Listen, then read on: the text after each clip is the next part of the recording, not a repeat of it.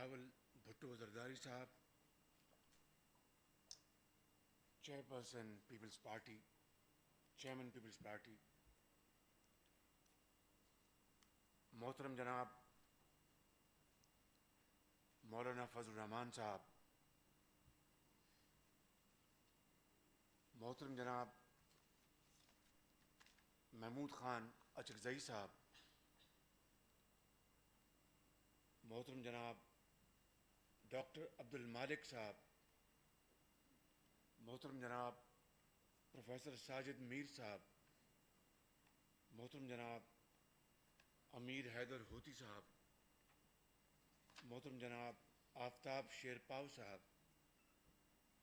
محترم جناب محسن داوڑ صاحب، محترم جناب ڈاکٹر جمال دینی صاحب، محترم جناب شاہ اویس نورانی صاحب، انتہائی قابل احترام یہاں پر موجود پارٹیز کے اکابرین، خواتین و حضرات، السلام علیکم۔ آج اس اے پی سی کی صدارت کے تحت جو پروگرام کا جو آغاز ہوا، اس حوالے سے جناب پریزیڈنٹ آصف زرداری صاحب نے اور پھر پرائم منسٹر نواز شریف صاحب نے بڑی ہمہ گیر تقاریر کی ہیں، اور اتنی وہ کمپریہنسو تقاریر ہیں کہ اس کے بعد مجھ ناچیز کو کچھ کہنے کے لیے باقی نہیں رہا، لیکن یقیناً میں اختصار کے ساتھ اپنی معروضات پیش کروں گا۔ جناب قائد میاں نواز شریف نے سیاسی تاریخ کا بھرپور احاطہ کیا۔ اس ملک کے اندر جو مختلف اوقات میں حادثے ہوئے جس نے جمہوریت کو ڈیریل کیا، اور کم از کم 3 مرتبہ ڈکٹیٹرشپ نے نہ صرف جمہوریت کے اوپر کاری ضرب لگائی بلکہ عدلیہ کا نظام اور زندگی کے ہر شعبے میں وہ تنزلی کا شکار ہو گئے۔ اور آج بھی اگر میں یہ کہوں کہ اس ملک کے اندر جمہوریت نام کی ہے تو یہ بات غلط نہیں ہے۔ میرے بزرگوں، بھائی اور بہنوں،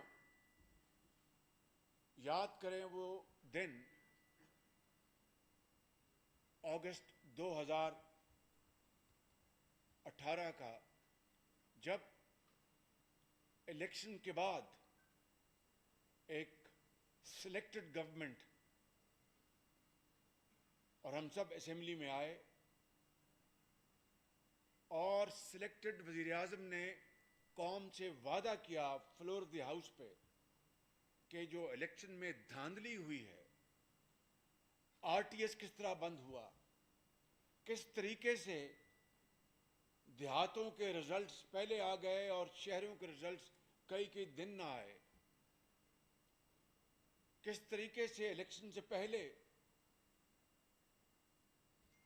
پری الیکشن انجینئرنگ ہوئی، ریگنگ ہوئی۔ اس کے لیے ایک ہاؤس کی کمیٹی بنائی گئی، لیکن آج تک چاہے وہ اسپیکر نیشنل اسمبلی ہیں یا کوئی اور، اس کمیٹی نے 1 انچ بھی آگے سفر نہیں کیا، اور الزام دیا جاتا ہے کہ اپوزیشن نے کوئی انٹرسٹ نہیں لیا۔ میں تو ہر طرح سے اس الیکشن کی حوالے سے میں تیار ہوں پروب کے لیے۔ اب اس سے بڑا جھوٹ اور یو ٹرن کیا ہو سکتا ہے؟ اور پھر میں یہ چاہوں گا میرے بزرگوں، بھائی اور بہنوں، کہ جو باتیں ہو چکی میں ان کو رپیٹ نہ کروں، اور جس طرح بلاول بھٹو صاحب نے کہا کہ یہاں پر بڑے معزز یہاں پر لیڈران کرام بیٹھے ہیں، انہوں نے اپنی گفتگو کرنی ہے، اور خاص طور پر چھوٹے صوبوں سے جو ہمارے معززین بیٹھے ہیں انہوں نے بات کرنی ہے، تو میں چاہوں گا کہ اختصار کے ساتھ اپنی معروضات پیش کروں۔ اب دیکھیے کہ کراچی سمیت ملک کے مختلف حصوں میں سیلابی ریلوں نے تباہی مچا دی، اور سب سے زیادہ تباہی کراچی میں ہوئی، خیبر پختونخوا میں ہوئی، آزاد کشمیر میں ہوئی، چترال میں ہوئی، اور سلیکٹڈ وزیر اعظم کو توفیق نہیں ہوئی کہ وہ کسی جگہ جا کر وہ لوگوں کی اشکشوئی کر سکے، ان کی جو امیدیں ہیں ان کو باندھ سکے، ان کی امداد کر سکے۔ اور آپ نے دیکھا کہ سلیکٹڈ وزیر اعظم نے آفت زدہ لوگوں کو ان ریلوں کے اندھے تھپیڑوں کے حوالے کر دیا، اور بالآخر ایک دن کراچی جا کر ایک پنجابی میں کہتے ہیں کہ گونگلوں تو مٹی لائی، یہ ہے وہ وزیر اعظم، وہ لیڈر جس کے بارے میں 2-2.5 سال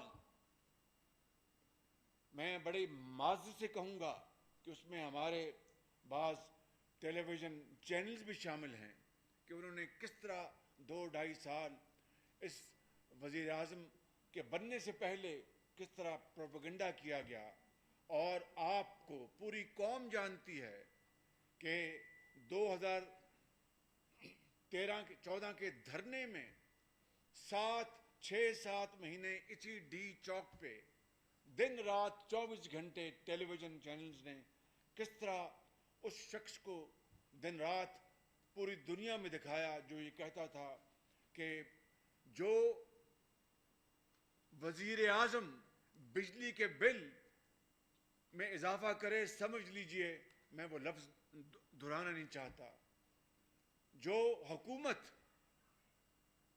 اس کے زیر نگرانی ڈالر اور روپے کی جو پیرٹی ہے، اگر روپیہ گرتا ہے تو سمجھ لیجئے اس حکومت کا سربراہ فلاں ہے، جو حکومت گیس کے قیمت میں اضافہ کرتی ہے سمجھ لیجئے کہ اس کا وزیر اعظم فلاں ہے۔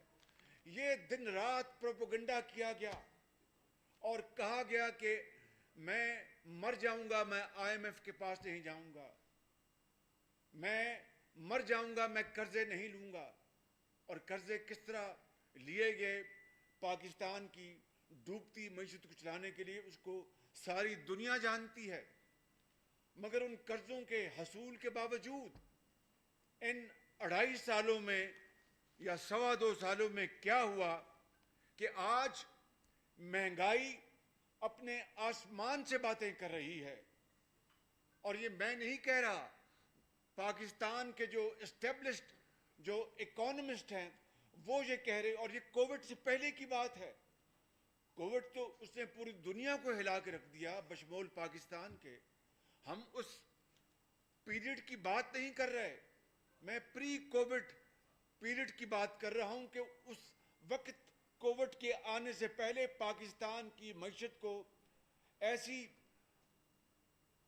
ایسی شدید ضرب لگی کہ کووڈ کے آنے سے پہلے جو ہماری جی ڈی پی تھی 2017-18 میں 5.6 پہ، وہ کووڈ کے آنے سے پہلے 1.9 پہ پہنچ گئی تھی، اور جھوٹ بولا جو کہ اس وزیر اعظم کا شیوا ہے کہ وہ 3% تھی، وہ 3% نہیں تھی، وہ ایکچولی 1.9% پہ آ گئی، اور اب -0.4 پہ ہے۔ 40 لاکھ لوگ بے روزگار ہو چکے ہیں، اور پاکستان کی تاریخ میں پہلی مرتبہ گندم کی کٹائی کے فوراً بعد 66 لاکھ ٹن حکومت کا دعویٰ ہے کہ انہوں نے گندم پروکیور کی۔ آج گندم کی قیمت 73 سال کی تاریخ میں سب سے زیادہ ہے.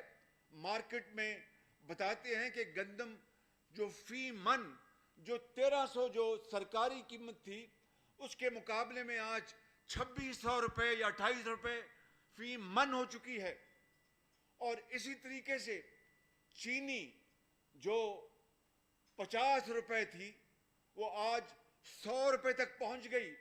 سوال یہ پیدا ہوتا ہے میرے بزرگوں، بھائی اور بہنوں، کہ 2018 کے آخر میں جب یہ حکومت آ چکی تھی جس نے پاکستان کے اندر شہد اور دودھ کی نہریں بہانی تھیں اور پاکستان کے اندر باہر سے $300 ارب لانے تھے، انہوں نے فیصلہ کیا کہ چینی کی ایکسپورٹ کی جائے. حالانکہ ایکسپورٹبل چینی کا سٹاک موجود نہیں تھا. ایکسپورٹ کرنا اور ڈالر کمانا تو بڑی عمدہ بات ہے، لیکن جب چینی تھی نہیں تو اس کو ایکسپورٹ کرنے کی اجازت کا جرم کس نے کیا؟ اور پھر سبسڈی بھی دی گئی، حالانکہ سبسڈی دینے کی چندہ ضرورت نہیں تھی. اور تیسری بات کہ جب 2018 میں ڈالر 110-15 روپے پہ تھا تو 2019 میں جب وہ 150-60 تک پہنچا تو یہ جو 40% روپے کی قیمت میں کمی ہوئی اس کا سارا نفع ان چند چینی کے ایکسپورٹرز کو ملا جو کہ 40 ارب روپے بنتا ہے. اور پھر آپ نے یہ بھی دیکھا کہ اب چینی امپورٹ کی جا رہی ہے. پاکستان کے محدود زر مبادلہ کا استعمال اتنا کرمنل ہو رہا ہے کہ چینی پہلے آپ نے ایکسپورٹ کی اور قیمتیں بڑھا دیں اور 80 روپے پہ چلی گئی اور آج چینی آپ لاکھوں ٹن امپورٹ کر رہے ہیں. اسی طریقے سے گندم ابھی سیزن کا آغاز ہوا ہے اور گندم امپورٹ ہو رہی ہے. یہ 73 سال میں اس طرح کی دل خراش منظر اس قوم نے نہیں دیکھا تھا. اور اس کا اصل جو تکلیف سے جو گزر رہا ہے اس قوم کا ایک غریب بیٹا، یتیم بیوہ، بیٹی بیوہ، ایک مزدور، ایک کاشتکار، ایک دہاڑی دار، وہ بیچارہ اس سے پوچھے کہ زندگی اس کے اوپر کتنی تنگ ہو چکی ہے. میں یہ کہنا چاہتا ہوں کہ پھر آپ نے دیکھا کہ قرضے انہوں نے ان 2 سالوں میں اتنے قرضے لے لیے اس حکومت نے کہ پچھلے 10 سال 5 سال کے قرضے ایک طرف، 10 سال کے قرضے ایک طرف اور 2 سال میں قرضے ایک طرف. اور کیا انہوں نے قوم و ملک کے لیے کون سے پبلک ویلفیئر جو منصوبے بنائے ہیں؟ ایک نہیں. جہاں پر بھی جاتے ہیں پورے ملک میں وہ پہلے منصوبوں کے اوپر دوبارہ جا کے تختیاں لگا رہے ہیں. اور پھر جو احتساب کا عمل یہاں پر اس کے اوپر گفتگو ہوئی، میں زیادہ نہیں کہنا چاہتا. اصل میں اس ملک میں اس وقت احتساب کے نام پر اندھا انتقام ہے اور ابھی تک ان کی پیاس نہیں بجھ پا رہی کہ اگر انہوں نے احتساب کرنا ہوتا تو پہلے سب سے پہلے اپنی کابینہ میں وہ لوگ جو بیٹھے ہیں جنہوں نے اربوں خربوں کے سکینڈل میں ملوث ہیں، ادویات دیکھ لیں. کس نے ادویات کی قیمتیں بڑھائیں؟ اسی حکومت میں. اور اس وزیر کو فارغ کیوں کیا گیا کہ جناب وہ سکینڈل میں ملوث تھا؟ نہ نیب نہ FIA. چینی سکینڈل کے کون ذمہ دار ہے؟ یہی حکومت، یہی وزیر اعظم. گندم سکینڈل کے کون ذمہ دار ہے؟ یہی وزیر اعظم، یہی حکومت. نہ نیب نہ FIA. نیب اور FIA یہ گٹھ جوڑ صرف اور صرف یہ اپوزیشن کے خلاف ہے اور یہ احتساب نہیں، یہ انتقام ہے. اور اس وچ ہنٹنگ کے ساتھ ساتھ اب میڈیا ہنٹنگ بھی ہو رہی ہے. میڈیا کے ساتھ جو اس وقت ناروا سلوک ہے، شاید وہ حالیہ تاریخ میں اس کی بدترین مثال نہیں ملتی. تو میں سمجھتا ہوں کہ آج یہ APC جس مقصد کے لیے آج اکٹھا، اور پھر ہمیں کہتے ہیں کہ جناب انہوں نے اتنے قرضے لیے تو اس کا ایک ایک پائی کا حساب تو آپ دیکھ رہے ہیں. آپ نے تو قرضوں کی ایک کمیٹی بنائی ہے, کمیشن بنایا تھا. رات کے 12 بجے وزیر اعظم نے اعلان کیا تھا کہ میں نے جو مسلم لیگ نون اور پیپلز پارٹی جو قرضے لیے اس کے لیے میں نے کمیشن بنایا ہے. وہ کمیشن کی رپورٹ آ چکی ہے, مگر اس میں سے نکلا کچھ نہیں, اور اس کا ایک ایک پائی کا اٹ از اکاؤنٹڈ فار. یہ ہے وہ یو ٹرن کے ماسٹر وزیر اعظم کی کارکردگی, جس کے لیے آج پوری قوم کی نظریں اس اے پی سی کی طرف ہیں کہ آج ہم کیا فیصلے کرتے ہیں. اور اسی طرح آپ نے دیکھا کہ جو اسکولوں میں جو بچیوں کے وظائف تھے, میں خاص طور پر جنوبی پنجاب کی بات کروں گا کہ وہاں پر بچیوں کو, قوم کی بیٹیوں کو اسکولوں میں ریٹین کرنے کے لیے ان کو وظیفے دیے جاتے تھے, وہ ختم کر دیے گئے. ہسپتالوں میں ادویات مفت تھیں, وہ ختم کر دی گئی. سی ٹی اسکین اور ایکس رے کی چارجز مفت تھے, وہ ختم کر دیے گئے. ہیپاٹائٹس کی ادویات فری تھی, وہ ختم کر دی گئی. اور پھر یہ کہتی ہیں کہ جس طرح مولانا فضل الرحمان صاحب نے ایک دفعہ کہا تھا, یا کسی اور بڑے جید عالم نے, کہ ریاست مدینہ کا نام لیتے وقت ڈرنا چاہیے اور احترام کرنا چاہیے, کہ اس کو ہمیں سیاست میں نہیں لانا چاہیے اس عظیم پاک نام کو. مگر کیا کہیے کہ دن رات ریاست مدینہ کا نام لینے والوں کو اتنی بھی خبر نہیں کہ مدینہ میں نکلتے تھے وہاں پر کہ کوئی گھر میں کوئی بھوکا تو نہیں ہے, کوئی بھوکا تو نہیں سویا ہوا, اور رات کو گندم کی بوری اپنے کاندھوں پہ ڈال کر ان کے گھر پہنچانا. وہ ہے ریاست مدینہ کا شیوا, نہ کہ ادویات آپ نے مہنگی کر دی. ادویات کی قیمتیں جو مفت تھی وہ آپ نے بند کر دی. آپ نے غریب ماری کی, یتیموں اور بیواؤں کا.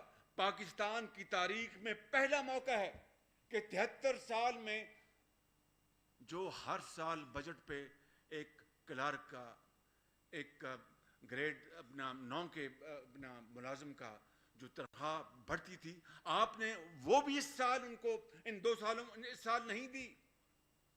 اس سے بڑا کوئی بھیانک دور پاکستان کی تاریخ میں آ سکتا ہے؟ سوال نہیں پیدا ہوتا. کیا اس عظیم ریاست کا جس کا آپ دن رات نام لیتے ہیں, کبھی وہاں پر کوئی تصور بھی کر سکتا تھا کہ آپ پینشن بھی آپ نہیں دیں گے؟ یہ ہے وہ صورتحال, بھیانک صورتحال جو آج ہمارے اس ملک میں ہمیں اس سے سامنا ہے. میں سمجھتا ہوں کہ ہر لحاظ سے یہ حکومت جو ہے وہ مکمل طور پر وہ ناکام ہو چکی ہے, اور بری طرح ناکام ہو چکی ہے. میں دیکھتا کہ اگر کوئی اور حکومت ہوتی, اور جتنی سپورٹ اس حکومت کو ملی ہے ان اداروں سے کہ جس کا 73 سال میں تصور نہیں کیا جا سکتا, اس کے باوجود بھی بدقسمتی سے یہ وزیر اعظم کی شومی قسمت ہے, اس حکومت کی بدقسمتی ہے کہ اتنی یعنی بلائنڈ سپورٹ کے باوجود بھی, انکنڈیشنل سپورٹ کے باوجود بھی یہ پاکستان کی سب سے ناکام ترین حکومت ہے. اور میں سمجھتا ہوں کہ اگر اب بھی ہم نے اس کا احتساب نہ کیا, اور اب بھی ہم نے ان تمام تر تباہ کاریوں کے باوجود بھی ہم نے خاموشی اختیار کی, تو یقین کریں وہ خاموشی جرم بن جائے گی, اور ہم بھی اس جرم کا حصہ بن جائیں گے. آپ یہاں دیکھیں کہ چین جیسا ایک بڑا مربی اور پاکستان کا بہترین دوستوں میں سے ان کا شمار ہوتا ہے, کس طریقے سے اسی حکومت میں آنے سے پہلے پبلکلی چین کے حوالے سے کیا کیا باتیں کی. کے پی کے میں آج 7واں سال ہے ان کی حکومت کا, وہاں پر ان کے وزیر اعلیٰ نے اس دور کے کیا کیا چائنا کے خلاف باتیں کی, کہ دل دکھتا ہے کہ وہ ملک جو پاکستان کا ایک مخلص ترین دوست ہے, اور جنگوں میں, امن میں, سیلابوں میں, زلزلوں میں انٹرنیشنل فورم میں، یو این میں، سیکورٹی کاؤنسل میں پاکستان کا ہر وقت اس نے ساتھ دیا، اس کو بھی ہم نے نہیں بخشا۔ اور آج وہی چین ہے جس کی طرف ہم دیکھ رہے ہیں۔ پھر ابھی قائد نے بات فرمائی اپنی اسپیچ میں، سعودی عربیہ ہمارے بہترین دوستوں میں شامل ہے۔ کس طریقے سے ہم نے اس معاملے کو مس ہینڈل کیا، اور کشمیر کے اوپر وزیر اعظم کی زبان کو تالا لگا ہے۔ کشمیر کی وادی میں خون بہہ رہا ہے، اور وہاں پر کشمیریوں کا جس طرح وہاں پر دن رات ان کو شہید کیا جاتا ہے، ننھے کشمیری کے نانا کو شہید کیا، جوانوں کو، بزرگوں کو، ماؤں کو، بہنوں کو اور بیٹیوں کو۔ پھر آپ دیکھیں اسرائیل کے حوالے سے یہ پوری قوم اس کے اوپر متفق ہے، جب تک کہ وہاں پر پیلسٹائن کا جو جائز مطالبہ ہے، ان کو ایک زندہ رہنے کا، ایک اسٹیٹ حاصل کرنے کا، اور جس کے اوپر انٹرنیشنل ریزولوشنز ہیں، جب تک کہ وہ مطالبہ پورا نہیں ہوتا، میں سمجھتا ہوں کہ پاکستان کو اس طرف سوچنا بھی نہیں چاہیے۔ یہ بڑا ظلم ہوگا، نہ صرف فلسطین کے نہتے عوام، بزرگوں، ماں اور بہنوں کا، بلکہ اس سے آپ کشمیر کے مسئلے کو اور کمزور کر دیں گے۔ مجھے یقین ہے کہ اس کے اوپر پوری قوم یکسو ہوگی، اور اس کے اوپر کوئی کسی قسم کا کمپرومائز نہیں ہوگا۔ میں زیادہ وقت نہیں لوں گا، آخر میں مجھے پھر چند باتیں گزارشات کرنی ہیں، لیکن میں صرف یہ کہوں گا کہ یہ کہتے ہیں کہ ہماری ایک تاریخی حکومت ہے۔ یقیناً یہ ایک تاریخی حکومت ہے کہ یہ تاریخی دھاندلی کے نتیجے میں آئی۔ اس کا بجٹ خسارہ تاریخی ہے، اس کے قرضے لینے کی رفتار تاریخی ہے، اس دور میں مہنگائی تاریخی ہے، اس دور میں غریب ماری تاریخی ہے، اس دور میں بے روزگاری تاریخی ہے، اس دور میں کم سرمایہ کاری تاریخی ہے، سفارتی محاذ پر ناکامی تاریخی ہے، معاشی محاذ پر ناکامی تاریخی ہے۔ تو آج پھر اس تاریخی حکومت کو تاریخ کے کوڑے دان میں ڈالنے کے لیے ہم اکٹھے ہو جائیں، اور پھر اس ملک کے 22 کروڑ عوام کو بچانے کے لیے ہم اکٹھے ہو جائیں۔ بس میں اسی کے اوپر اپنی بات ختم کروں گا، اور یہ جو شعر ہے اس کے اوپر میں ظرف عرض کرنا چاہوں گا، معافی چاہتا ہوں۔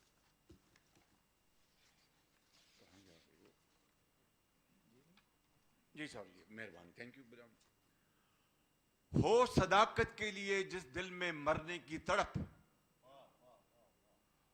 ہو صداقت کے لیے جس دل میں مرنے کی تڑپ، پہلے اپنے پیکرے خاکی میں جاں پیدا کرے، پھونک ڈالے یہ زمین و آسمان مستعار، پھونک ڈالے، یہ اسمبلی مستعار ہے نا، یہ نظام مستعار ہے، پھونک ڈالے یہ زمین و آسمان مستعار، اور خاکستر سے آپ اپنا جہاں پیدا کریں۔